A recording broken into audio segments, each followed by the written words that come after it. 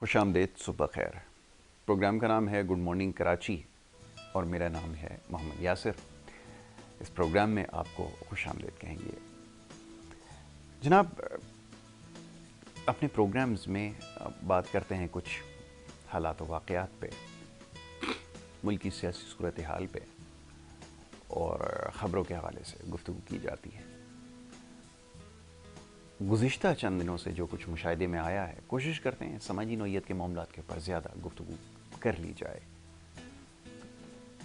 अब बड़ी तल्ख़ बात है, मैं बार बार ये बात दोहरा रहा हूँ, आजकल कुछ ज़्यादा तल्ख़ बातें हो रही हैं, लेकिन ज़हनी तौर पे जितनी पसमानदा हम लोग हैं शायद, और हमें इर्द गिर्द अपने ऐसी लोग नज़र नहीं आते, उसकी अक्कासी हम हर जगह कर रहे हैं। सोशल मीडिया पे उसका भरपूर मुज़ाहरा कर रहे हैं और पूरी दुनिया ये तमाम चीज़ें देखती है। बड़ी बदकिस्मती हमारी ये है कि ये तमाम चीज़ें किसी से ढकी छुपी नहीं हैं।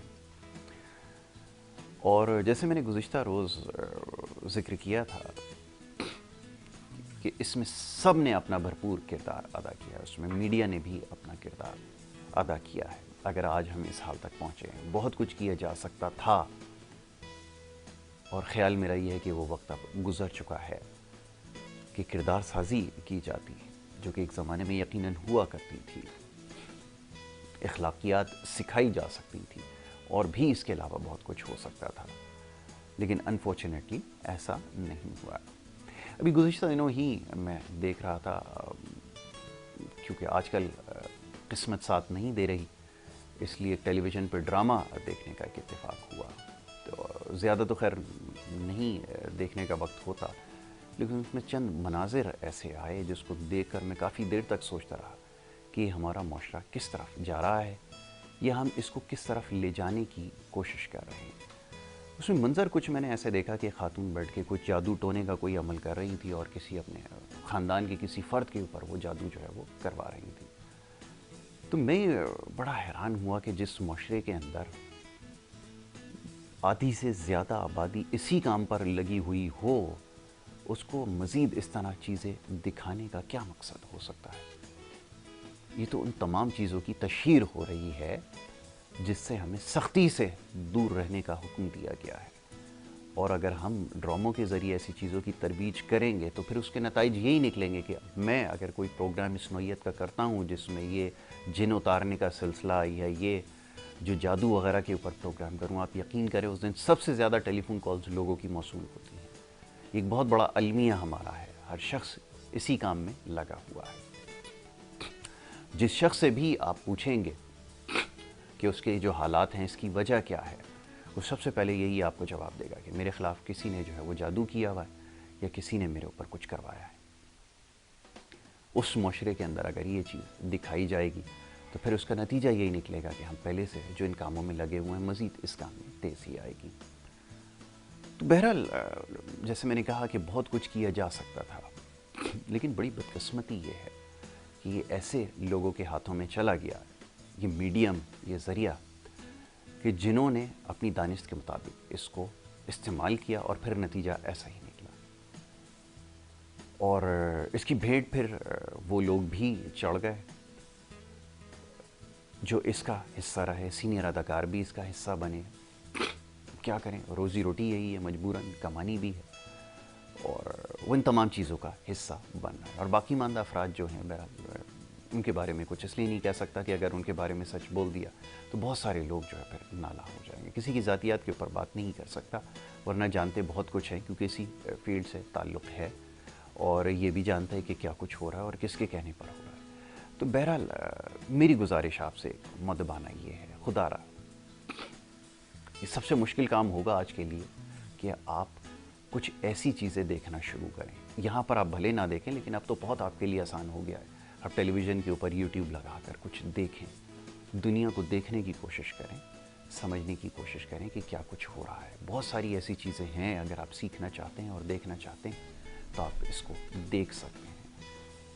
इलेक्ट्रॉनिक मीडिया के ऊपर भी हमारे यहाँ, क्योंकि सूरत हाल अक्सर मुख्तलिफ है, लोगों की दिलचस्पी या तो इस तरह की फजूलियात में है या फिर टॉक शोज़ के अंदर है जहाँ पर सियासतदान दस्तों की रबा हैं, एक दूसरे के साथ اس میں زیادہ دلچسپی رکھتے ہیں. ایسی چیزوں سے گریز کریں, ایسی طرف جائیں جس میں آپ کو کچھ سیکھنے کا موقع ملے. بہت سارا ایسا کانٹینٹ موجود ہے جو واقعتاً آپ کو بہت کچھ سکھائے گا بھی اور سمجھنے کا موقع بھی فراہم کرے گا. یا کچھ اور نہیں ہے تو کھول کر دوسرے شہروں کو, دیگر ممالک میں دیکھنا شروع کر دے. ہر شخص جو ہے آج کل ولاگنگ کر رہا ہے, ادھر ادھر اس کا جانے کا اتفاق ہوتا ہے. دیکھیں ذرا اپنے ارد گرد جو ماحول ہے یا ممالک ہیں اس میں ترقی کس طرح ہو رہی ہے, اور معاشرے بھی اس میں آپ کو نظر آئیں گے. یقیناً 100% تو عکاسی نہیں کرتے, لیکن سڑک پہ چلتے ہوئے لوگ بتا دیتے ہیں کہ ان کے گھروں میں کیا صورتحال ہے. جیسے ہمارے یہاں ایک دوسرے کو سڑکوں پہ چلتے ہوئے گاڑیوں کے اندر سے اشارے کرنا, ایک دوسرے کے لیے راستہ تنگ کر دینا, یہ مزاج ہے. اس سے بخوبی اندازہ ہوتا ہے کہ یہ کس طرح کے لوگ یہاں پر بستے ہیں. تو خدا را ان تمام چیزوں کے بارے میں سوچئے. اور پھر ایک دفعہ گزارش کر رہا ہوں, ایسی فضولیات سے جو خاص طور پہ آج کل دکھائے جا رہے ہیں, میرا بڑا سخت اس کے اوپر اختلاف ہے, اور بہت جلد اس کے حوالے سے باقاعدہ ایک مہم شروع کرنے کی ضرورت ہے. اور اگر یہ نہ کیا گیا اور اگر اس طرح کی فضولیات ڈراموں کے ذریعے خاص طور پہ لوگوں کو دکھائی گئیں تو اس کے نتائج بہت زیادہ سنگین ہم سب کے لیے ہوں گے. جو معاشرے میں اس وقت گمراہی ہے, جو اس وقت طبقاتی نظام ہے, جو بربادی, ذہنی پسماندگی ہمیں نظر آ رہی ہے, اخلاقیات کی موت یہاں پر نظر آ رہی ہے, بے صبری نظر آ رہی ہے, بے چینی نظر آ رہی ہے, اس کو مزید بڑھاوا دے رہے ہیں. اعلیٰ عدلیہ سے میں گزارش اس لیے نہیں کر سکتا کہ وہ دیگر کاموں میں زیادہ مصروف ہیں, اور اب تو ماشاءاللہ جو کچھ آ رہا ہے سامنے, ابھی کچھ دیر پہلے بھی یہی بات یہاں پر ہو رہی تھی, وہ بہت زیادہ افسوس کرنے والی باتیں ہیں جس کے اوپر جتنا افسوس کیا جائے کم ہے. کہ جن کے نام کے ساتھ ہم معزز لگاتے تھے ان کے کام دنیا کے سامنے آ رہے ہیں. بہرحال اس سے زیادہ مزید کچھ نہیں کہہ سکتا, کیونکہ پھر یہ پروگرام ویسے ہی بہت زیادہ سخت ہو چکا ہے. اس کے اوپر پھر باقاعدہ پابندی کا جو پروانہ جاری کر دیا جائے گا.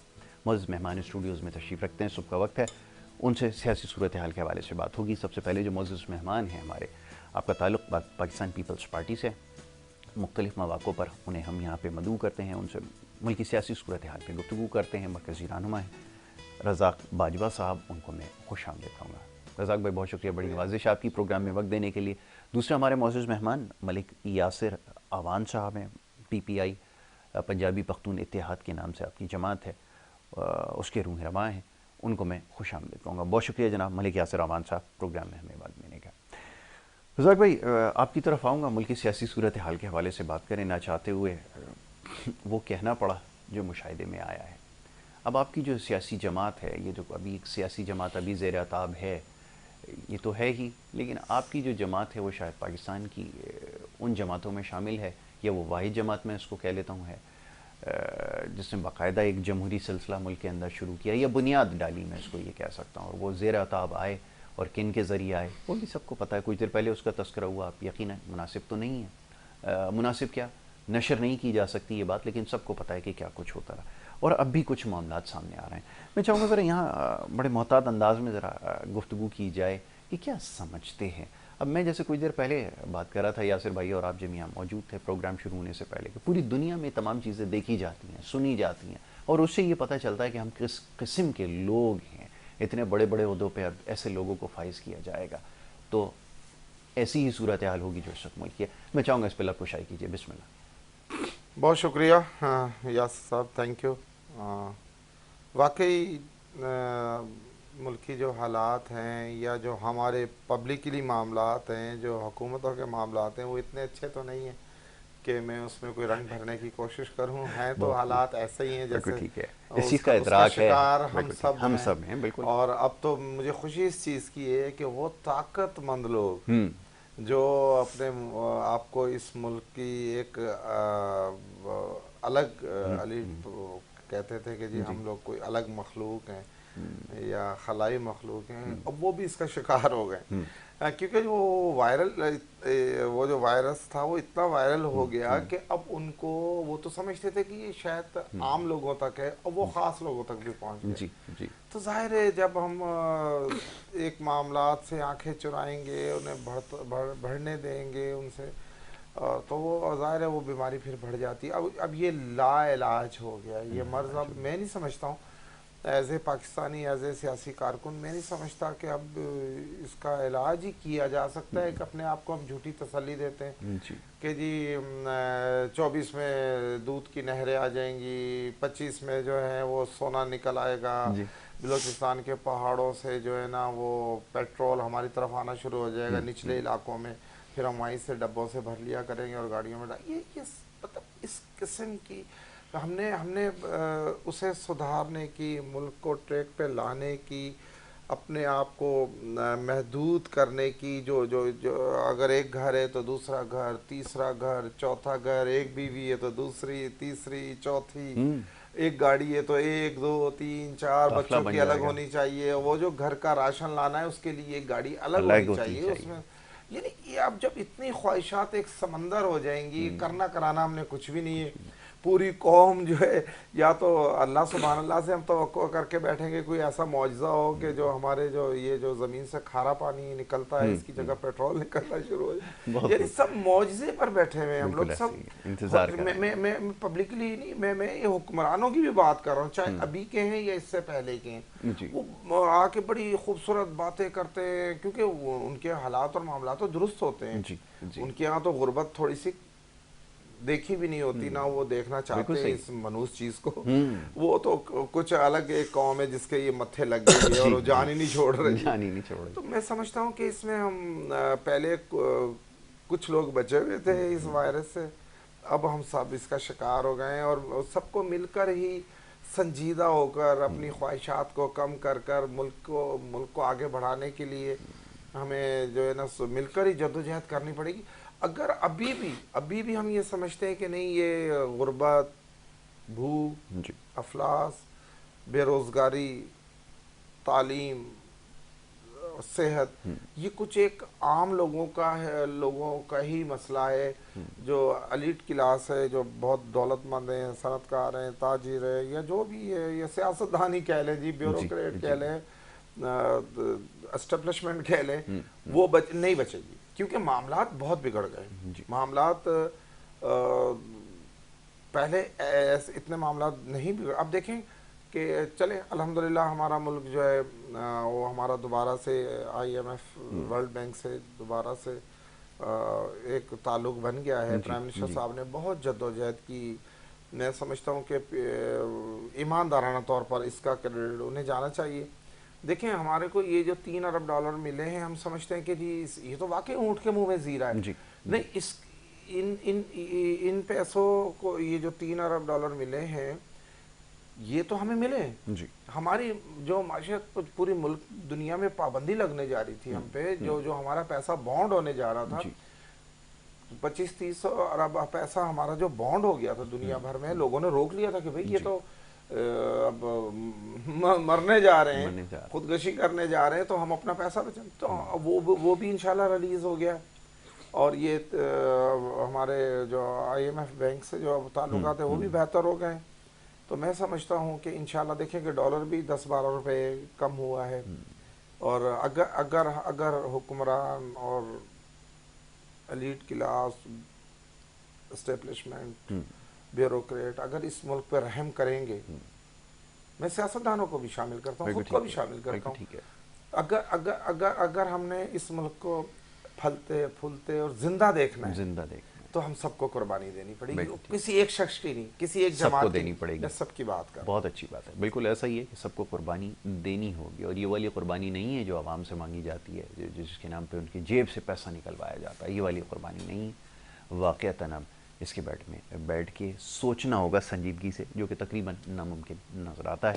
ملک یاسر صاحب کی طرف آؤں گا۔ یاسر صاحب، صورتحال کا آپ یقیناً مشاہدہ کر رہے ہیں، آپ کے سامنے صورتحال ہے، ابھی جیسے کچھ دیر پہلے تذکرہ کیا گیا کہ ہمارے معاشی معاملات ہی ہمارے کل مسائل کا محور و مرکز ہیں، جتنی بھی حکومتیں آئی ہیں، جتنی بھی سیاست کل ہوتی رہی، اس کا مقصد صرف یہ تھا کہ ملک کو کسی بھی طرح اس معاشی بحران سے نکالا جائے، لیکن اس کا نتیجہ اس کے بالکل برعکس نکلا ہے۔ اب صورتحال یہ ہے کہ ہمیں یہاں پر لڈیاں ڈالنی پڑتی ہیں کہ جب ہمیں IMF سے قرض مل جاتا ہے۔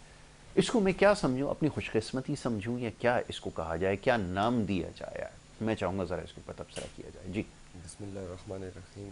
یاسر بھائی، آپ کے شو میں عید کے بعد ابھی آنے کا موقع ملا. سب سے پہلے تو سویڈن میں جو قرآن کریم کی بے حرمتی کی کوشش کی گئی اس پر میں احتجاج کرتا ہوں آپ کے اس پروگرام کے توسط سے.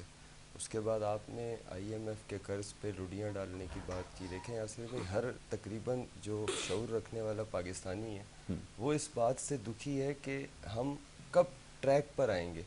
لیکن ہم صرف قرض پر خوشیاں منا رہے ہیں. ہم پرانے لیے گئے قرض کا یہ تو جواب دے دیں کہ اس قرض سے کیا ہم نے اپنی قوم کو تعلیم دے دی, علاج دے دیا, انفراسٹرکچر دے دیا, کوئی ہم نے انڈسٹری ایسی لگا لی, ہم نے کچھ بھی تو نہیں کیا یاسر بھائی.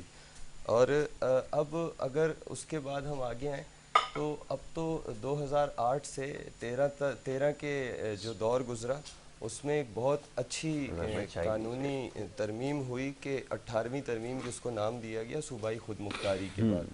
کون سا ایسا صوبہ, سب تمام تر حکمران جو آج خود کو بہتر اور دوسرے کو چور کہہ رہے ہیں وہ کسی بھی جماعت سے ہوں, وہ بتائیں کہ انہوں نے تقریباً سب نے کہیں نہ کہیں حکمرانی کی ہے, کسی نہ کسی صوبے میں وہ حکمران ہیں یا رہ چکے ہیں. وہ اس بات کا جواب دے سکتے ہیں کہ انہوں نے اپنے صوبے کو 18ویں ترمیم کے بعد جو فنڈ لیا مرکز سے اس فنڈ سے کیا تعلیم دی. کیا کسی ایک صوبے میں کوئی ایسا اسکول سرکاری ہے کہ جس میں بندہ اپنا بچہ ڈالنا چاہے گا؟ وہ شخص جو 2 پیسے کماتا ہے وہ کبھی بھی نہیں چاہے گا کہ میں سرکاری اسکول میں بچہ ڈالوں. کیا کوئی ایسا ہاسپٹل میں علاج کا ہم نے سلسلہ کر دیا کہ کوئی بھی چاہے کہ میں سرکاری ہاسپٹل میں جاؤں؟ میرے خیال سے جس کے پاس ہمارے ملک میں 2 پیسے ہیں وہ ہرگز یہ نہیں چاہے گا کہ میں اپنے بچے کو سرکاری اسکول میں یا اپنے مریض کو سرکاری اسپتال میں لے جاؤں. تو مجھے بطور یا آپ کو بطور عوام اس قرض کا کیا فائدہ ہوا؟ اس قرض سے میں نے یہ تو دیکھا کہ جاتی عمرہ ہر سال چند کنال بڑھتا رہا اور پنجاب کا یا وفاق کا بجٹ وہاں پہ کسی بھی انداز میں دائیں بائیں لگا کے اس کو پیرس بنانے کی, جاتی عمرہ کے ارد گرد کے حصے کو پیرس بنانے کی کوشش کی گئی. باجوہ صاحب برا نہ منائیں تو بلاول ہاؤس تو بہت عالیشان لاہور میں بن گیا, لیکن میرے تو کسی بچے کی کوئی فلاح کا کام نہیں ہو سکا. اسی طرح جو ہمارے سرکاری افسران کسی بھی ادارے سے ہوں, ڈرنا اس لیے نہیں چاہیے, ڈر خدا کی ذات کا. بے شک ہے. ان کی اولاد تو ایمبیسڈر لگ جاتی ہے جا کے. ایک عام آدمی کے بچے کو تو سی ایس ایس کرنے کے بعد بھی اس کا نام لسٹ میں پاس ہونے میں تو آ جاتا ہے, لیکن اپوائنٹمنٹ میں اس کا نام نہیں آتا. دیکھیں یاسر بھائی, جب تک اگر یہ اس غلط فہمی میں ہمارے ملک کا طاقتور طبقہ ہے نا کہ ایسے ہی چلتا رہے گا, تو دیکھیں ایسا بالکل بھی نہیں چل سکتا. ہم جن کے ماننے والے وہ یہ بتا گئے کہ ظلم کا نظام نہیں چل سکتا, کفر کا چل سکتا ہے. دیکھیں ہم نے تو نہیں اپنایا اس بات کو, ہم نے تو اس بات کو مذاق میں لے لیا, لیکن کافروں نے اپنا لیا. حضرت علامہ اقبال رحمۃ اللہ تعالیٰ انگلستان کے کسی شہر کا دورہ کر کے لوٹے تو کسی تعلیم کا جستجو رکھنے والے نے ان سے سوال کر لیا کہ آپ نے وہاں میں اور اپنے معاشرے میں کیا فرق پایا؟ تو انہوں نے فرمایا کہ میں نے یہاں مسلمان اور وہاں اسلام کو پایا. یہ کیا تھا؟ یہاں مسلمان ہیں, کیوں جگہ جگہ مساجد ہیں الحمدللہ, وہاں پر اذان بھی ہوتی ہے, ہمارے سروں پہ ٹوپیاں بھی ہیں, ہمارے چہروں پہ داڑھیاں بھی ہیں, لیکن ہم میں اخلاقیات ٹکے کی نہیں ہیں.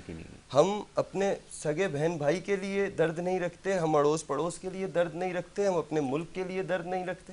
باہر دنیا میں چلے جائیے, وہ افغانستان کے لیے کوئی اور پالیسی رکھتے ہوں گے, پاکستان کے لیے اور رکھتے ہوں گے, شام, عراق, لیبیا, لیکن وہاں پر شامی پہنچ گیا تو وہ ان کے ملک کا شہری عراقی پہنچ گیا, ان کے ملک کا شہری افغانی پہنچ گیا, شہری پاکستانی پہنچ گیا, شہری اس کو ہر حقوق ملیں گے وہاں پر, کیونکہ یہ انہوں نے ہم میں سے, ہمارے اسلام میں سے انہوں نے یہ اٹھا لیا کہ ظلم کا نظام نہیں چل سکتا.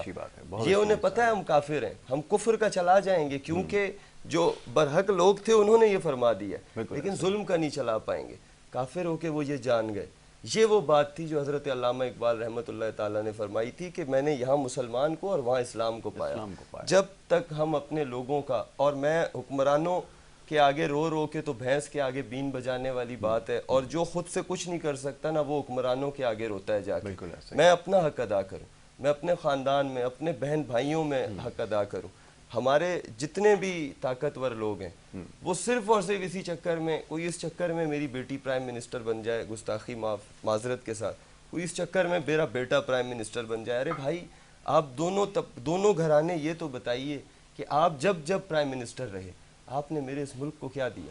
پیپلز پارٹی نے چلیں الحمدللہ یہ جو میں ابھی 18ویں ترمیم کی بات کر رہا ہوں یہ زرداری صاحب نے دے کر یہ ثابت کر دیا کہ اب ہم صوبے کم از کم نہ لڑیں کہ وہ حق کھا گیا اور وفاق کھا گیا. لیکن اس 18ویں ترمیم کے بعد جو فوائد ہونے چاہیے تھے وہ کیوں نہ مل سکے؟ یہ بڑا اہم سوال ہے. تو میں صرف اور صرف یہ، اور دیکھیں اب یاسر بھائی اتنا زد عام ہر بندہ اب جان چکا ہے کہ ہمارے ساتھ ان 75 سالوں میں کیا کیا ہوا ہے. کب کب کس کس نے شہنشاہ تعمیرات ایوب خان صاحب کو کہا جاتا ہے ہوں گے، لیکن قرض بھی انہی کے دور میں سب سے زیادہ چڑھا. بھٹو صاحب کے لیے ابھی آپ بھائی فرما رہے تھے کہ انہوں نے جمہوریت کی بنیاد رکھی، بہت اچھی بات ہے. انہوں نے عوام کو یہ شعور دیا، زبان دی. بھٹو صاحب نے عوام کو در حقیقت زبان دی، بولنا سکھایا. لیکن اس کے بعد ہمارے ساتھ کیا تسلسل سے ہوا؟ اگر میاں نواز شریف صاحب آئے، انہوں نے تھر پارکر میں کول کا پروجیکٹ رکوا دیا. محترمہ آئیں، انہوں نے شروع کروایا، وہ 2 سال میں گئی، پھر انہوں نے بند کروا دیا. کسی نے یہ سوچا کہ یار اس کھولنے اور بند کرنے میں کتنے ارب روپے اس پاکستانی عوام کے آپ نے اس تھر کول میں ضائع کر دیے، اور 40 سال بعد اب جا کے ہم نے وہاں سے پروڈکشن شروع کی ہے کول کی، اور وہ بھی اپنی ملک کی پرائیویٹ کمپنیوں کے سر پہ. تو کیا ہمارا ملک ان پرائیویٹ کمپنیوں سے بھی کمزور ہے کہ ہم ان پرائیویٹ کمپنیوں کے مرہون منت ہیں؟ میری ریاست خود سے کیوں نہیں کچھ کر سکتی؟ ہمارے پاس زراعت سے لے کے معدنیات تک بھرے پڑے ہیں. سوئٹزرلینڈ میں غالباً میں تو نہیں گیا کبھی، لیکن میں نے سنا ہے کہ وہاں پر صرف اور صرف اچھی گھڑیاں اور چند پہاڑ ہیں میرے ملک کے پہاڑوں کے 1/4 حصے جیسے، جس سے وہ اپنا پورا ملک چلا رہے ہیں. تو میرے ملک میں تو دریا بھی ہیں، سمندر کے ایسے ایسے ساحلی سب پٹیاں ہیں کہ پوری دنیا میں ویسی ایک ہو تو وہ پورا ملک چلا جاتا ہے. تو کیوں نہیں ہو رہا؟ اس کا مطلب یہ ہے کہ ہمارے ملک کی جو اشرافیہ ہے وہ یہ نہیں چاہتی کہ یہ قوم آگے آ جائے. کیوں یہ آگے آ گئی؟ یہ ان سے حساب مانگے گی 75 سال کا، اور وہ حساب نہیں دے سکتے. کیوں نہیں دے سکتے؟ کیونکہ انہوں نے اپنے بچوں پہ لگایا، اپنی عیاشیوں پہ لگایا، انہوں نے ہم پر نہیں لگایا. تو بس میں تو یہی کہوں گا کہ ہم اپنا حق ادا کریں اور ریاست کو جھنجھوڑتے رہیں، شاید ان کو کچھ سمجھ آ جائے. بڑے تسلسل کے ساتھ اور بڑی روانی سے آپ نے تمام باتیں کی ہیں، اور بڑی تلخ باتیں ہیں، لیکن حقیقت یہ ہے کہ یہ بالکل سچ ہے. اصطلاح استعمال کرتا ہوں نہ چاہتے ہوئے بھی، مناسب تو نہیں ہے، لیکن یہ ننگا سچ ہے جس کو اب سمجھنے کی ضرورت ہے. یہ بولنا پڑے گا. یہ بہت تکلیف دہ بات ہے جو یاسر صاحب نے کی ہے، رزاق بھائی نے جو ابھی تک باتیں کی ہیں، یہ ہم نے جو کچھ ابھی تک کہا ہے، یہ اب سننا آپ کو پڑے گا. بہت تلخ بات ہے یقیناً ہے، لیکن یہ سچ بات ہے. یہی کچھ اب تک ہوتا آیا ہے. شروعات کہاں سے کی جائیں؟ گفتگو کے دوران ایک بڑی اچھی بات کہی کہ ہر شخص بیٹھ کے دہائیاں دیتا نظر آتا ہے، لیکن اپنے حصے کا کام کس نے کیا ہے، سوال یہ پیدا ہوتا ہے. میں اگر اس طرف دیکھتا ہوں جن کی ابھی انہوں نے بات کی ہے، ان گھرانوں کی طرف کہ جن کے اثاثے بڑھتے چلے گئے، بچوں کی دبئی کے اندر، انگلینڈ کے اندر پراپرٹیاں بنتی چلی گئیں، سب شامل ہیں اس میں. یاد رکھیے کسی ایک کی نشاندہی نہیں کر رہا اس میں. ماشاءاللہ یہ جتنے لوگ بیٹھے ہوئے ہیں، ابھی ہو کر گئے یا اس سے پہلے ہو کر گئے، سب شامل ہیں اس کے اندر. ان کے اثاثے بڑھتے چلے گئے،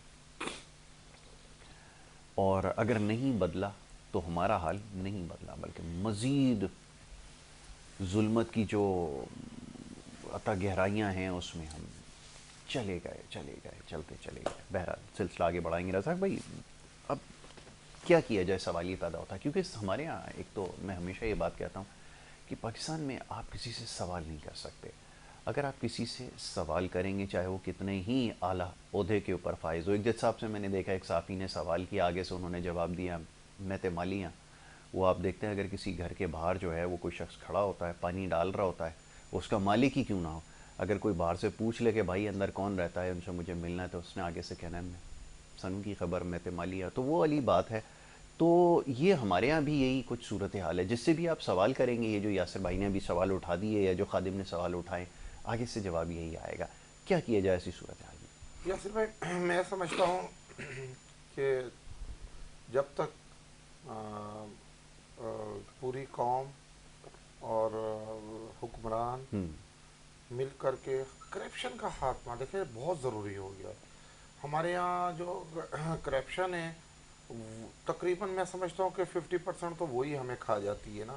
الحمدللہ. اور پھر بقایا جو ہے، جو طاقت مند ادارے ہیں، جو طاقت مند لوگ ہیں، جو بیوروکریسی ہے، جو اسٹیبلشمنٹ ہے، جو इस मुल्क को चलाने वाले इदारे हैं, कुछ वो खा जाते, तो आवाम के हिस्से में सिर्फ टैक्स देना ही रह जाता है कि हमने देना है, हमें लेना नहीं है, लेना कुछ भी नहीं है, मिलना और अगर हमने अपने मोहल्ले की सीवरेज की लाइन तब्दील करवानी है या पानी की लाइन डलवानी है या कहीं हमने कोई कंपाउंड ठीक करवाना है खेलों का, तो पता चलता है कि जी हुक्मरान चाहे इस वक्त के हैं या इससे पहले के, मैं किसी की एक किसी पार्टी को इसका, तो पता चलता है कि जी वो पैसे तो कर्ज लिया गया था मुख्तलिफ ममालिक से या मुख्तलिफ इदारों से कर्ज लेकर या बैंकों से पैसा लेकर। बात ये है कि मैं समझता हूँ कि इस मुल्क को करप्शन खा गई है। अमीर अमीर तर अमीर, गरीब गरीब तर गरीब, ये कंटिन्यू चल रहा है ये सिलसिला।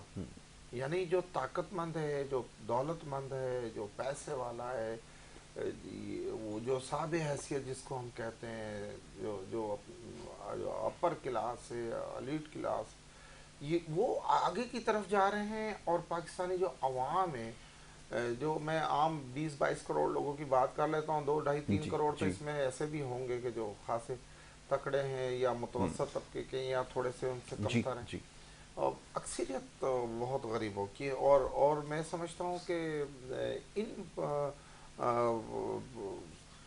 5-6-8 सालों में जो मुल्क पीछे गया है, मेरा ताल्लुक़ पाकिस्तान पीपल्स पार्टी से, मुझे उन्हीं की बात करनी चाहिए और मैं उन्हीं की बात करता हूँ। जब भी पाकिस्तान पीपल्स पार्टी आई है, हमने रोज़गार के दरवाजे खोले, हमने निकाले हुए लोगों को दोबारा उनकी जॉब्स दी, कोशिश की कि गरीब गुरबा को रोटी कपड़ा और मकान उन तक पहुँचे। लेकिन मैं समझता हूँ कि चाहे इसमें हम नाकाम ही हुए, समझे, हम नहीं दे सके, लेकिन भुट्टो साहब ने अपनी जान दे दी इस रोटी कपड़ा और मकान के नारे के पीछे। उनका एक मिशन था, वो नहीं कर सके, उन्हें इन्होंने रास्ते से हटा दिया। और कल की जो 5 जुलाई का जो दिन गुजरा है, ये एक यौम स्याह के तौर पर मैं समझता हमने मना। इस मुल्क में जो भी गरीबों की बात करता रहा या करने जाता है, तो मैं समझता हूँ कि उसे नहीं करने दी जाती, उसे कुछ अरसा उन्हें मुख्तलिफ तरीक़ों से रोका जाता है। जब वो नहीं रुकते तो उन पर फिर, जिस तरह मियाँ नवाज शरीफ की देखिए, 18 में आप चले जाएँ, 17 और 18, 17 का शुरू, आखिर नवाज शरीफ साहब का जो आखिरी साल था 2017 का, बड़ा खुशहाल था। मैं समझता हूँ 16, 17, 15, 14, 12, 10, 11 तक आप चले जाएं, बेहतरीन मुल्क चल रहा था। आम आदमी को 150 रुपये किलो घी मिल रहा था, 100 रुपये किलो दूध मिल रहा था, आटा 20-25 रुपये किलो मिल रहा था। मैं आम लोगों की बात कर रहा हूँ आपके चैनल पे। मैं ख़ास लोगों का इन चीज़ों से क्या ताल्लुक है? बिल्कुल ठीक कि वो आटा खरीदें और वो घी खाएं और वो जो उन्हें चीनी, पानी की बोतल बाहर से आती है, वो जो हैं कोई 1-1.5 करोड़ अज़ाब हमारे इस मुल्क में, उनके लिए तो ये कोई प्रॉब्लम नहीं। मैं आम जिनके आबाजात 50 लाख लोगों की अपने बुजुर्गों की जानों का नजराना दे करके ये खिता, और इसीलिए हासिल किया था कि शायद हमारे हालात, अब हिंदुस्तान में भी हमारे हालात अच्छे नहीं थे इतने, वहाँ पर भी प्रॉब्लम थी, गुर्बत थी, और एक अंग्रेज़ की हुकूमत थी, फिर हिंदू हम पर मुसल्लत थे, फिर दीगर मामला। इन्होंने कुर्बानी दी कि चलें हम अपना एक खिता हासिल कर लेंगे। कायदे आज़म मोहम्मद अली जिन्ना साहब की क़यादत में, अल्लामा इकबाल की क़यादत में, मौलाना जौहर, जब उन्होंने ये खिता हासिल करने के लिए, आप देखिए कि 40-50 लाख लोगों ने अपना खून दिया है, बिल्कुल ऐसा ही, अपने बच्चे कुर्बान किए, बिल्कुल, और वो उन्होंने ये खिता हासिल किया। लेकिन बदकिस्मती से मैं समझता हूँ कि ये खिता जैसे लोग वहाँ के हुक्मरान थे, और इसी तरह हमारे मुल्क के वो हुक्मरान बन गए, और उन्होंने भी कोई कमी नहीं छोड़ी है। बिल्कुल ऐसे ही। उन पिसे हुए लोगों को, उन गरीब लोगों को, उन कमज़ोर लोगों को, वो पंजाबी में कहते हैं ना, मरे नो मारे शादौला, ये हिसाब हो गया कि एक जगह हमने छोड़ी, हिजरत की, यहाँ तशरीफ़ लाए, पाकिस्तान आए, यहाँ आके फिर अपने झुग्गी झोपड़े बनाए, फिर अपने घर आबाद किए अपने, लेकिन उसके बाद यहाँ पर भी सेम सूरत है, वही भूख, वही अफलास, वही बेरोजगारी। आज देखें नौजवान किस तरह मुल्क छोड़ने की बातें कर, تو اگر یہاں ہمارے ملک میں روزگار کے ذرائع ہوں گے، ہمارے یہاں تھوڑی سی کرپشن کم ہو جائے گی، ہمارے یہاں میں سمجھتا ہوں کہ یہ ملک ترقی کر سکتا ہے، اور اس میں مل جل کر ہی کی جا سکتی ہے۔ ٹھیک ہے، جوائنٹ ایفرٹ کی صورتحال اتنی ضرورت ہے، اچھی نہیں ہے کہ اس کی یہاں تعریفیں کی تعریفیں جائیں کی جائیں، اور میں خواہ مخواہ جھوٹ بولوں، میں دل برداشتہ پوری یقیناً زندگی یہ آپ جھوٹ نے نہیں بولا تو اب آج کیسے بہت بولوں؟ بہت اچھی بات جیسے ہے، حالات ہیں یہ میں سمجھتا ہوں کہ یہ سچ بولنا مناسب پڑا، نہیں ہے، مناسب نہیں ہے، بالکل ٹھیک ہے۔ ابھی آپ نے گفتگو کے دوران کہا یوم سیاہ، تو میں اگلے دن وہ کیلنڈر گھر کے اندر لگا ہوا تھا، تو اس کے اوپر میں نشان لگاتا جا رہا تھا کہ آج یوم سیاہ ہے۔ اب یقین کریں سفید دن ہمارے پاس بڑے تھوڑے رہ گئے ہیں، وہ 1 جنوری سے لے کے 31 دسمبر تک ہمارے پاس میرے خیال میں سفید دن کم ہے، سارے سیاہی دن ہیں۔ میں دیکھ رہا تھا اس میں ثانیہ APS، پھر کشمیر کا دن، اور پھر فلانا دن، اور پھر واقعہ، پھر 5 بھی ہے، پھر جناب بھٹو صاحب کی اپریل کا 4 تاریخ جو ہے وہ پھانسی کا دن، یوم سیاہ، تو پھر وہ ہمارے پاس اب پورا کیلنڈر اب جو ہے وہ سیاہی ہو واقعات چکا ہے۔ بہت وہ زیادہ ہیں نا۔ اب تو میں نے سوچا سیاہ رنگ کا ہی کیلنڈر خرید لوں، تو بچا اس میں کچھ بھی نہیں ہے، تو اتنے واقعات ہیں، یہ ہماری بڑی بدقسمتی ہے۔ یاسر صاحب فرمائیے گا اس کے اوپر کیا کہیں گے؟ ابھی جیسے رزاق بھائی نے نشاندہی کی ہے، درد رکھتے ہیں ایک عام آدمی کا اور ترجمانی کر رہے ہیں، یہ بڑا ضروری ہے، لیکن سیاسی جماعتوں نے جو کچھ کیا اس کے اوپر بہت زیادہ تنقید ہوتی ہے۔ باقی ماندہ جو ہمارے ادارے ریاستی ہیں، کیا سب نے اپنی ذمہ داری پوری کی ہے؟ سوال ایسا ہے کہ اس کو پوچھنا جو ہے اس وقت شجر ممنوع ہے، لیکن نہ چاہتے ہوئے پوچھنا پڑے گا۔ یہ ہو کیا رہا ہے؟ یہ جو ایک سارا جو ایک وہ لفظ قوم جو ہے وہ گرا گزرتا ہے، زبان کیونکہ ساتھ نہیں دیتی، لیکن جو کچھ ہو رہا ہے اس پورے سسٹم کے ساتھ، کس کے اوپر پھر ذمہ داری اس کی ڈالی جا سکتی؟ یہ تو فرمائیے ذرا جی۔ یاسر بھائی ابھی آپ نے کہا کہ بلیک کیلنڈر خرید لینا چاہیے، وائٹ ڈے نہیں ہے۔ 1947 14 اگست کے علاوہ ہمارے پاس اچھا لمحہ کوئی ایک نہیں سفید دن وہی ہے میرے، نہیں آپ نے یہ بس۔ صحیح کیا۔ اب میں صرف سفید دن آسان ہے یاد رکھنا کہ ایک دن سفید ہے، باقی سب سیاہ ہوگا ہے۔ یاسر بھائی اچھا اس کے بعد نا ہمارے پاس جوڈیشری بھی برٹش لاء پہ چل رہی ہے، ہمارے پاس ملٹری بھی برٹش لاء پہ چل رہی ہے۔ ہم پولیس بھی، نے یہ سارے انہی سر کے پولیس قوانین تو بنائے ہیں۔ کسی کھاتے میں ہی نہیں ہے نا، وہ تو ایک کونسلر کو روک لے تو سپاہی دوسرے دن وہاں کھڑا ہی نہیں ہوتا، خاص طور پہ میرے صوبے میں، پنجاب میں، بلکہ پورے پاکستان میں، بلوچستان میں ہمارے ایک MP نے، نمائندے نے، اب وہ جیسے بھی بنے تھے انہوں نے ایک ٹریفک پولیس والا غریب اڑا دیا، گاڑی کے نیچے تھے، اور وہ عدالت میں اس طرح چل کے آ رہے تھے جیسے انہوں نے کشمیر آزاد کروایا ہے۔ تو پولیس تو کسی گنتی میں نہیں ہے، جن کا پرسان حال اپنا کوئی نہیں ہے ان پہ ہم کیا شکوہ بیچاروں پہ کریں۔ لیکن یہ 2 ادارے ہیں جو بہت ہمارے طاقتور اور تحفظ کے اور انصاف کے علمبردار ادارے، ہم ان کا تو اپنا قانون نہیں بنا سکے۔ ہم کوئی برطانیہ کا لاء اپنے اوپر لاگو کرنے کے لیے نہیں آزاد ہوئے تھے۔ ہمیں جب قائد اعظم رحمۃ اللہ تعالیٰ نے علامہ کے خواب کو عملی جامہ پہنایا تو بات یہ تھی کہ پاکستان کا مطلب کیا؟ لا الہ الا اللہ، لا الہ الا اللہ پہ یہ پاکستان بنا تھا۔ ہم نے نفاذ شریعت کرنا تھا، ہم نے اللہ کے دین کو اس ملک پہ نافذ کرنا تھا، ہم نے ویسا کچھ بھی نہیں کیا۔ قائد اعظم تو اپنے حصے کا کام کر کے چل دیے، اس کے بعد سے آج تک ہم نے سوائے اس کے کہ ہم نے اپنا پیٹ کیسے بھرنا ہے، ہم نے اپنی فیملی کو، اپنے اہل و عیال کو کیسے ایڈجسٹ کرنا ہے، ہم نے اس پر کام ہی نہیں کیا۔ ہم آج بھی یہ تو کہہ رہے ہیں کہ فلاں نے آئین دے دیا، فلاں نے موٹر وے دے دیا، فلاں نے جو ابھی آخری حکمران اترے زبان دے دی۔ بھائی اس موٹر وے، اس آئین اور اس زبان سے کیا میرے لوگوں کو روزگار ملا؟ انتشار ہی پھیلا ہے۔ بالکل ٹھیک ہے۔ آج تک ہم فساد میں پھنسے ہوئے ہیں۔ میں اس حکمران کو حکمران مانوں گا جو ہمارے لوگوں کو کام کرنے کے مواقع دے گا، بہت اچھی بات ہے۔ انہیں روزگار کے مواقع۔ آپ غالباً جاننا چاہ رہے ہیں؟ مجھے بریک کی طرف جانا، اور سیگمنٹ بھی میں نے جو ہے وہ ختم کرنا ہے کیونکہ وقت میرے پاس ختم ہو گیا۔ باتیں تو بہت ساری ہیں جو کی جا سکتی تھی۔ میں بڑا شکر گزار ہوں، مشکور و ممنون ہوں معزز مہمانوں کا، انہوں نے پروگرام میں ہمیں وقت دیا۔ اس مختصر وقت میں بڑی اچھی گفتگو رہی ہے، اچھی ان سینس کہ اس میں سچ بولا گیا۔ یقیناً کانوں کو جو یہ چیزیں اچھی نہیں لگتی، لیکن نہ چاہتے ہوئے یہ معاملات ایسے ہیں جس کے اوپر اب بات کرنے کی ضرورت ہے۔ میں ایک دفعہ پھر بڑا شکر گزار ہوں ملک یاسر سکندر امان صاحب کا اور جناب عبدالرزاق باجوہ صاحب کا، دونوں معزز مہمانوں کا پروگرام میں شرکت کی۔ ایک بریک کی طرف جانا ہوگا، بریک کے بعد جو دوسرا سیگمنٹ ہمارا ہے وہ جاری رہے گا۔ آپ دیکھتے رہیے گڈ مارننگ کراچی۔